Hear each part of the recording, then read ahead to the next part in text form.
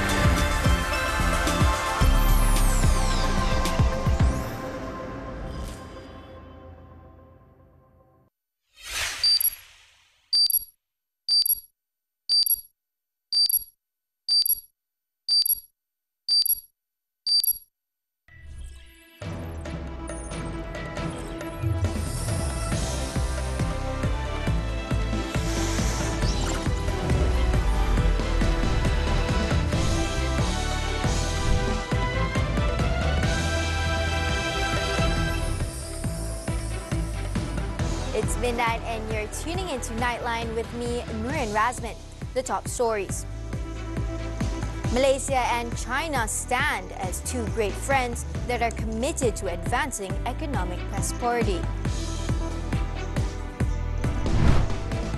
And US election voting underway as Harris and Trump locked in tight race.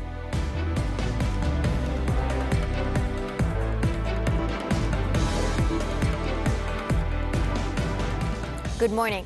Regional and international issues of mutual interest were discussed during a bilateral meeting between Prime Minister Datuk Seri Anwar Ibrahim and his Chinese counterpart Li Qiang at the Grand Halls in Shanghai, China on Tuesday.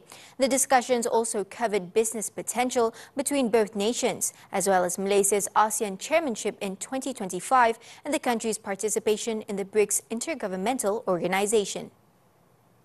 During the bilateral meeting with the Chinese Premier, Anwar stated that Malaysia and China stand as two great friends that are committed to strengthening their partnership and advancing the economic prosperity in the region. He noted that both countries have also expanded cooperation in various areas, including the economy, social, education, technical and vocational training (TVET), military collaboration and border protection. Anwar also said that Malaysia is extremely thankful that China has been in the forefront in supporting Malaysia's participation in BRICS, the bloc of emerging economies comprising of Brazil, Russia, India, China and South Africa. Anwar also thanked Li for his visit to Malaysia in June to commemorate the 50th anniversary of diplomatic relations between the two countries. He added that since the visit, discussions on several issues and major investments have progressed at an accelerated rate. At the meeting, which lasted for 30 minutes, Anwar and Li also witnessed the exchange of several Memorandum of Understanding (MOUs) between Malaysia and China on cooperation in various fields, including one related to the Belt and Road Initiative (BRI) Cooperation Plan. Anwar is on a 4-day working visit to China beginning Monday at the invitation of Li to attend the 7th China International Import Expo (CIIE) in Shanghai before proceeding to his next stop, Beijing. For the record, China has maintained its position as Malaysia's largest trading partner for 15 consecutive years since 2009, underscoring the depth of the Malaysia-China economic partnership. Now, in his keynote address at the opening ceremony of the 7th CIIE, Anwar stated that Malaysia aims to enhance regional cooperation and promote an inclusive role based on the regional frameworks as it assumes the ASEAN chairmanship next year. The Prime Minister said Malaysia would also embrace the forward-looking and shared future principles that China has championed to organize the ASEAN summit. Anwar emphasized that as the world's fifth largest economy, ASEAN has the potential to be the driving force behind inclusive socio-economic growth that leads the way for an unprecedented era of sustainable and shared prosperity. I think I would join many of my colleagues in commending China and its leadership for this departure from a very obscure, condescending and unfair trading practices. He also lauded that CIIE, which provides an opportunity not only for Chinese companies but also companies throughout the world to showcase their capacity and capabilities as well as attract new investments. At the same event, Anwar also officiated the Malaysia Pavilion, which is coordinated by Malaysia External Trade Development Cooperation (MATRADE). It features 16 exhibitors across 17 booths while showcasing Malaysia's innovation and diverse offerings. Anwar also officiated the Associated Chinese Chambers of Commerce and Industry of Malaysia (ACCCIM) Pavilion, which highlights 18 Malaysian companies. Malaysia has been given the privilege of being the country of honor at this year's CIIE, held at Shanghai's National Exhibition and Convention Center (NECC). The statement-taking process involving Fashion Valet founders Datin Vivi Yusof and Datuk Fazaruddin Shah Anwar will continue on Wednesday. A source from the Malaysian Anti-Corruption Commission (MACC) confirmed that while the session was initially expected to conclude around 10 p.m. on Tuesday, questioning would resume at 10 a.m. on Wednesday. The questioning took place at the MACC headquarters in Putrajaya. The probe is being conducted under the MACC Act 2009, which pertains to the recording of statements to assist with ongoing inquiries. The couple arrived at the headquarters at 2 p.m. and were questioned as part of the MACC's probe into alleged investment losses amounting to 43.9 million ringgit involving Khazanah Nasional Berhad and Permodalan Nasional Berhad (PNB). MACC Chief Commissioner Tan Sri Azam Baki confirmed that both individuals were under questioning. 4 friends, including 2 teenage girls, were sentenced to 3 years in jail by the Klang Magistrates Court for jointly abducting a 12-year-old girl about a month ago. Magistrate Siti Zubaida Mahat handed down the sentence to the 4 accused after they pleaded guilty to committing the offence. The 2 girls, Alia Zahwa Salim and Putri Nurul Suhaila Abdullah, both 18, as well as Muhammad Asran Ghazali, aged 23, and Muhammad Adha Abdullah, aged 20, were ordered to serve the jail sentence from the date of their arrest on October 12th. They were jointly charged under the Penal Code with kidnapping the child from her legal guardian in Bandar Bukit Tinggi at 3 p.m. on October 8th. The offence under the Penal Code provides a penalty of up to 7 years in prison and a fine upon conviction. According to the facts of the case, the 4 accused had taken the victim in a rented car to a house in Segambut, Kuala Lumpur, and held her there for 4 days before sending her home in an e-hailing vehicle on October 12th. Selangor Police Chief Datuk Hussein Omar Khan previously stated that the girl was believed to have been molested and was almost sold to a prostitution syndicate in the Chowkit area. In Perak, a 24-year-old lorry driver has been arrested by police after a birthday celebration caused a fire at Dewan Arena Square in Jalan Raja Teluk Intan late Sunday night. It is believed that the blaze was caused by fireworks that were shot towards the roof of the building. Hilir Perak District Police Chief Assistant Commissioner Ahmad Adnan Basri on Tuesday stated that police were alerted to the incident on Sunday at 11:18 p.m. Initial investigation by the police found that the fire occurred during a birthday celebration organized by the suspect who had rented the venue from the Teluk Intan Municipal Council. The event was attended by about 500 guests who were provided various types of firecrackers and fireworks. Checks found that the organizer did not have a valid license to burn fireworks and firecrackers at the premises, and this led to the arrest of the suspect at his house at 3 p.m. on Monday. The estimated amount of damage is still being determined by authorities. The suspect has been remanded for 7 days starting Tuesday to facilitate investigations under the Penal Code and Explosives Act.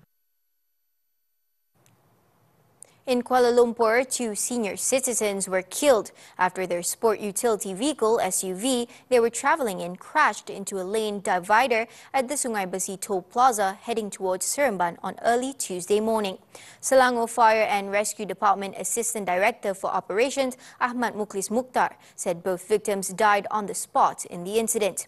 The deceased were identified as Lim Ka Sing and Lu Chun Sing, both 65 years old.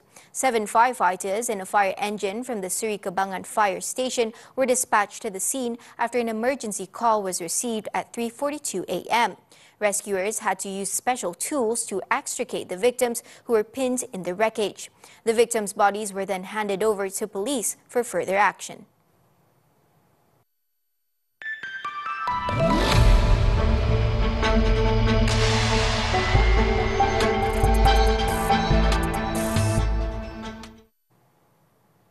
The government is carrying out a pilot project for purchasing subsidized RON95 fuel using MyKad and EWallet. Second Finance Minister Datuk Seri Amir Hamzah Azizan told the Dewan Rakyat that this is in addition to the fleet card mechanism for diesel. Kerajaan akan pastikan kaedah pelaksanaan penyasaran subsidi petrol RON95 yang menyeluruh dan berkesan seperti mana tindakan menyeluruh diambil dalam penyasaran subsidi diesel.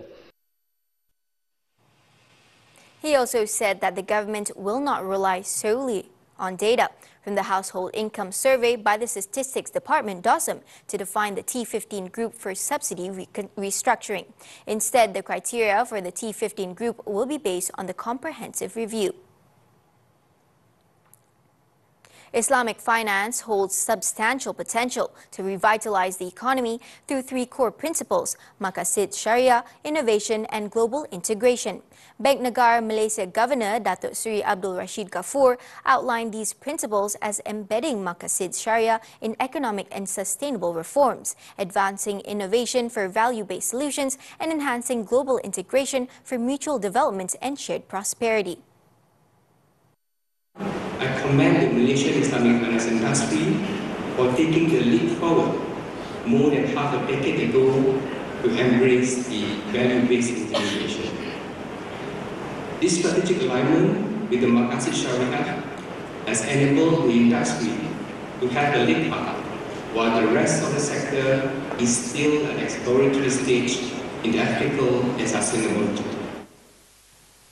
Speaking at the 19th Kuala Lumpur Islamic Finance Forum 2024, Abdul Rashid emphasized the need for the industry to explore a full range of Sharia contracts, an instrument to drive financial innovation and address real-world challenges.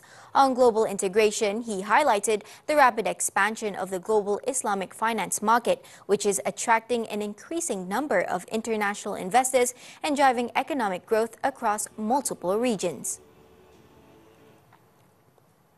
Malaysia's rubber glove export is expected to climb 16% to a new record of 13.7 billion ringgit in 2024, following the historic high of 11.8 billion ringgit achieved in 2023. Deputy Plantation and Commodities Minister Datuk Chan Foo Hin said of the total rubber glove exports in 2023, approximately 35% are sent to the United States. Rubber glove exports constituted 42.8% of the total rubber industry's exports of 27.8 billion ringgit in 2023. Chan also expressed optimism that Malaysia's rubber glove industry will regain market share in the US following the imposition of higher tariffs on Chinese imports. The government, through the Malaysian Rubber Council, will intensify efforts to promote rubber gloves at major US trade shows. Media Prima Berhad announced the appointment of Razmyn Singh as its group managing editor effective November 1st, with Faranaz Abdul Karim to serve as his deputy. This follows the retirement of Dato' Ahmad Zaini Kamaruzaman as NSTP Managing Director and Berita Harian Group Editor. With over 30 years of experience in print, television and online journalism, Razmyn will oversee the editorial operations of both Media Prima television networks and New Straits Times Press Berhad NSTP. The appointments also signal the integration of Media Prima television networks and NSTP under the Media Prima News and Current Affairs division. This integration of news operations aims to enhance operational efficiencies and create greater synergies to strengthen Media Prima's position as the country's leading news provider. Chinese Premier Li Qiang said he has full confidence the country would hit its economic goals this year, lauding recent stimulus measures and suggesting there was still room for more. Beijing has set a growth target of around 5% for 2024, but in the third quarter, the country saw its slowest expansion in a year and a half. China announced a raft of measures aimed at boosting activity, including rate cuts. Observers hoped for a specific figure. The stimulus could emerge from this week's meeting of the Standing Committee of the National People's Congress, NPC. There have been glimmer of hope for the economy recently, including China's manufacturing output, expanding for the first time in 6 months in October. Li also stressed that China is very much committed to opening up further to foreign investment.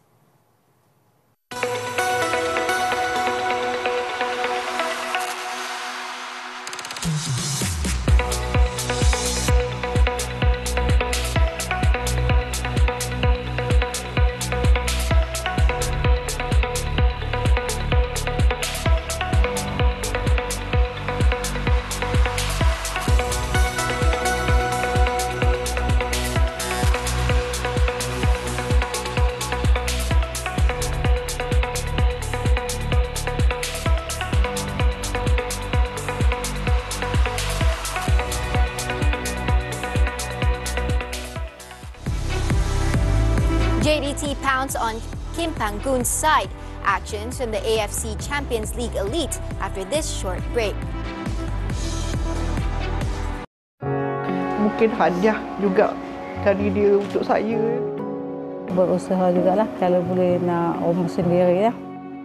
Ribuan terima kasih, bagi saya satu hadiah besar. Mak kita dah tunggu lama dah rumah baru. Bagus bila benar. Marilah dianjur kasih ni dengan POTMB ni memang TikTok lah sini selesa sangat.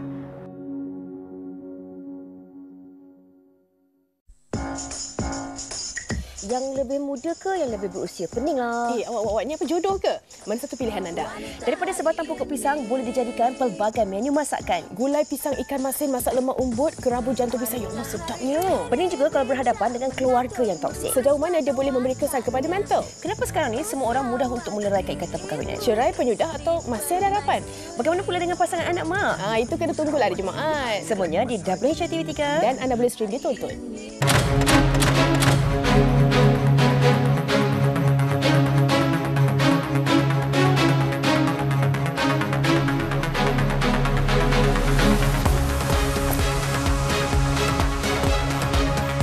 Lebih segar, lebih dinamik. Laporan komprehensif menghidupkan pagi anda. Buletin pagi dengan waktu yang baharu. 9.30 pagi setiap hari bermula 1 November.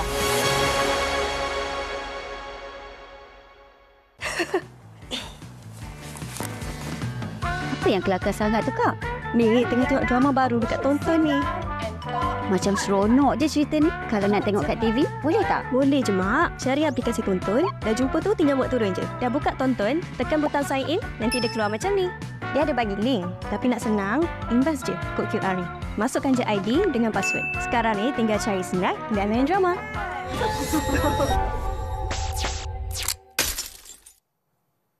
We're back with sports badminton, the 2024 Korea Masters. National men's double pair, Aaron Chia-Soo, Woo Yik, survived an early scare before reaching the second round on Tuesday. After losing the first set 12-21, the Paris Olympics bronze medalists bounced back to claim the next two sets 21-18, 21-17 over world number 189 Chang Qingwei Wei Chunwei of Taiwan in the first round. The world number 7 duo will next face the winner of the match between Taiwan's Wu Xuanyi He Yongwei and Ko Sung-hyun Shin Baichol of South Korea. The top-seeded pair are aiming for their first World Tour title of the year to keep alive their slim hopes of qualifying for the World Tour Finals in Hangzhou in December. Moving on to football, the 2024 AFC Champions League Elite. Johor Darul Takzim notched their second win in Group A after beating South Korean side Ulsan HD 3-0 on Tuesday. Winger Arif Aiman Hanapi got the first goal in the 8th minute when he pressed the centre-back to make a poor pass and capitalized by finishing it with a low-drilled finish. JDT's second goal came in the 67th minute when Spanish-Filipino wingback Oscar Rivas' efforts from outside the box took a huge deflection that left Ulsan's keeper with no chance. The home side put the result beyond doubt just 2 minutes before time, Bergson De Silva finishing off Afik Fazal's clever through ball. With the win, JDT moved to third in the East Zone standings with 7 points, while Ulsan remained bottom without a point. Elsewhere in Group B, Brazilian footballer Neymar Jr. suffered another injury setback as Alexander Mitrovic helped Al Hilal secure a 3-0 victory over Esteglal with a hat-trick. The home side opened the scoring 15 minutes after kickoff when Mitrovic finished off a beautiful curling cross. The Serbian grabbed his brace in the 32nd minute before putting the game to bed in the 73rd minute, heading in a cross from Joao Cancelo to complete his hat-trick. With the win, Al Hilal are joint top of the standings with 12 points alongside fellow Saudi team Al Ahly.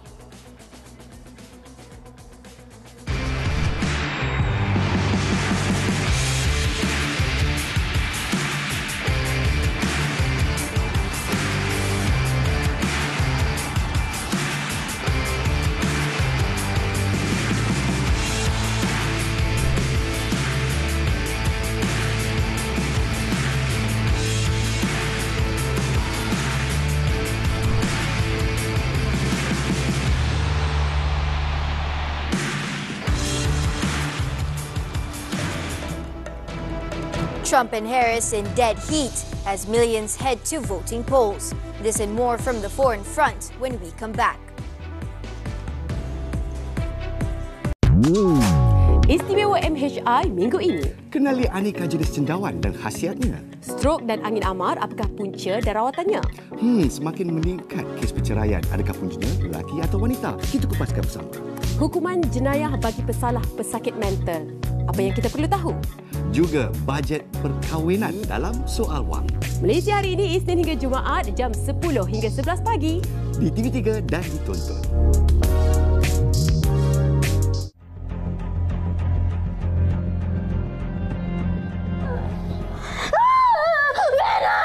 Kalau satu pukulan pun kita boleh menjerit, apatah lagi sampai 117 kesan. Seorang wanita ditemui mati dipercayai dipukul suaminya di sebuah rumah di ladang Sengat, Simpang Pulai, Perak. Jadi kamulah suspek, betul? Terus dia meraung dan mengaku dia adalah pembunuh.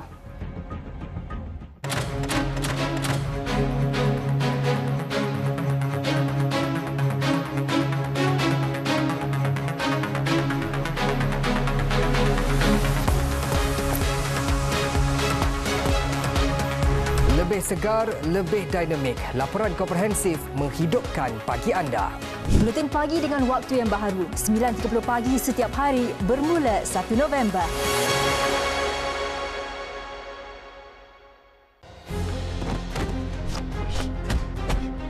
Oh. Guys, dekat tonton ada pelbagai drama dan filem Korea nombor 1. Seronoknya layan OPA sampai pagi. Mak turun aplikasi tonton, semua favourite anda ada di sini.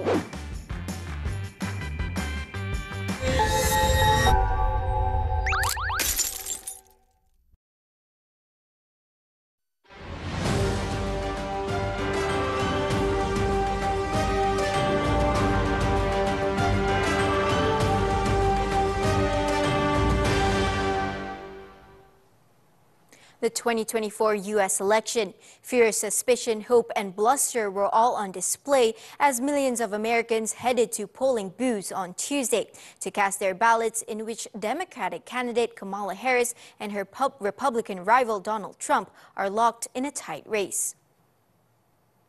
After a bitter election campaign, the voters will either make Harris the first woman president in the country's history or deliver Trump a second non-consecutive stint in the Oval Office.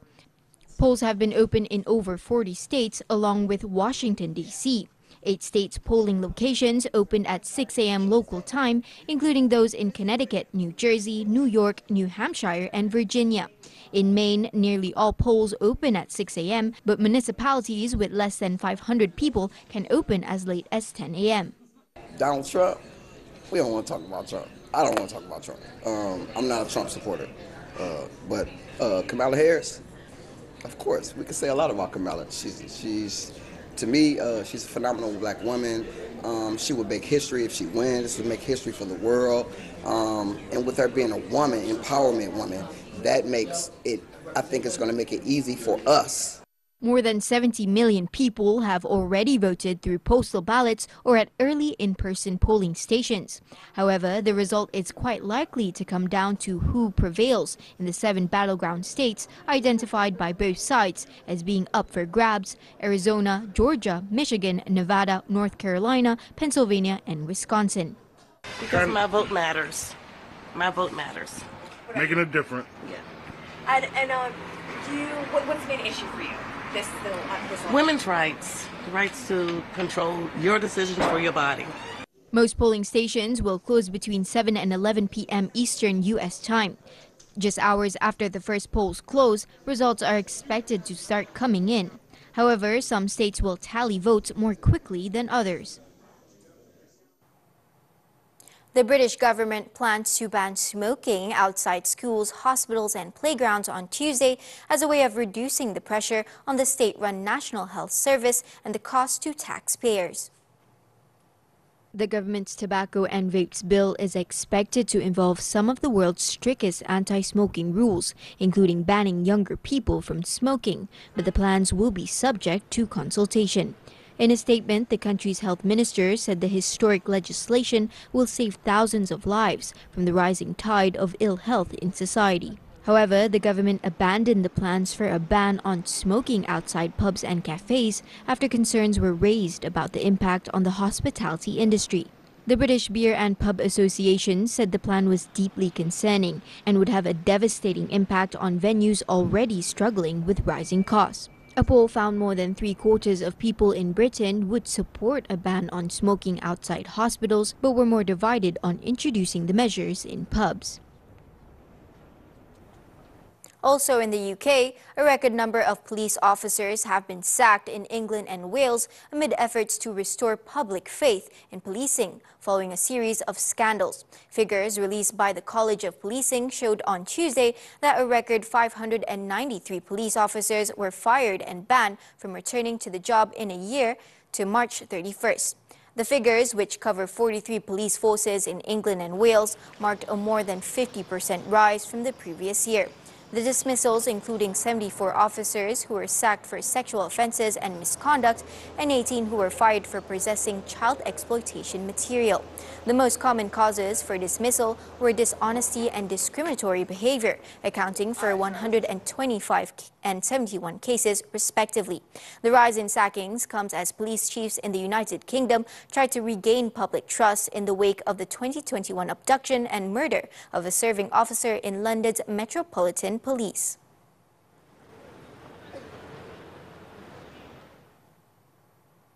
Syria's Ministry of Foreign Affairs and Expatriates has called on the United Nations on Tuesday to act following Zionist airstrikes on south of the Syrian capital Damascus, which a human rights monitor said have killed 2 people and left 5 others wounded. Citing a military source, a local media said the attack on Monday evening at about 5:18 p.m. local time involved Zionist warplanes hitting a number of civilian sites south of Damascus, resulting in material losses. In a statement, the country's foreign ministry condemned the latest attack, calling the Zionist missile strikes on civilian areas criminal and urged UN members to take swift action in halting Zionist aggression and holding it accountable. According to reports, Zionist jet fighters carried out 3 strikes in Sayyidah Zainab area, located about 10 kilometers south of Damascus.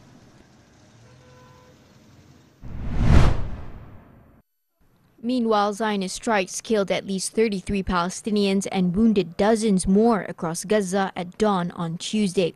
At least 33 people were killed in air raids across the enclave, including 20 in the northern town of Beit Lahia, 4 in Gaza City, 6 in central areas, and 3 in southern Khan Yunis. Another 4 people died in a strike on a tent in Al Zuwaida, with a child among 3 killed in a similar attack in Khan Yunis. Several people were also reported wounded in shelling on the town of Abasan al-Kabira near Khan Yunis and Al Zaytun area.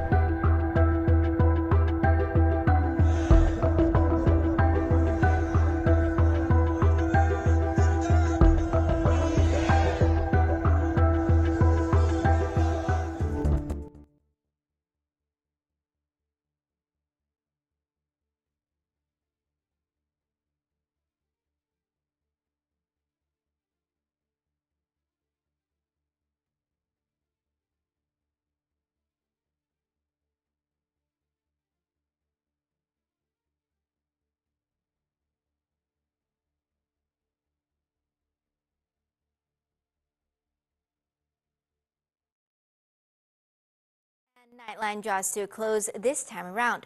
Let's take a look at the eye-catching red, yellow and green leaves blanketing the rolling mountains at the balding Great Wall, China in Beijing's Yangqing district, drawing throngs of tourists to the stunning scenery. With that, I'm Nurin Razmyn. Thank you for tuning in and stay safe, Malaysia.